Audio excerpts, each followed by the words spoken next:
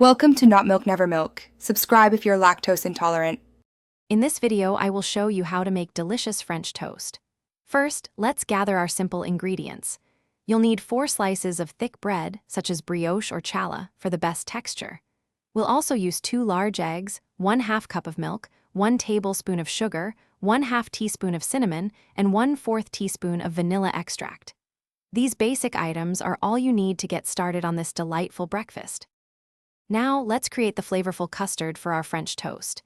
In a shallow dish, whisk your 2 large eggs until they are completely combined and slightly frothy. Next, pour in 1/2 cup of milk. Then, add 1 tablespoon of sugar and 1/2 teaspoon of cinnamon to the mixture. Finally, stir in 1/4 teaspoon of vanilla extract. Whisk everything together until it's smooth and well blended, forming your perfect dipping batter.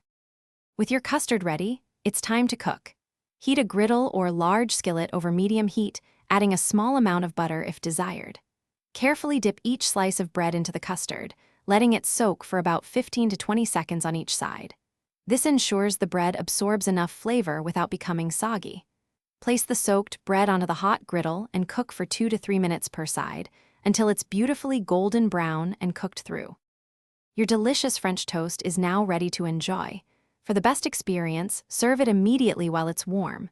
You can drizzle it with classic maple syrup or simply dust it with a bit of powdered sugar for a touch of sweetness. For extra flair, consider adding fresh berries, sliced bananas, or a dollop of whipped cream. This easy guide helps you create a wonderful breakfast that everyone will love. Enjoy every bite. Thanks for watching. If this was helpful, leave a like and consider subscribing. See you next time.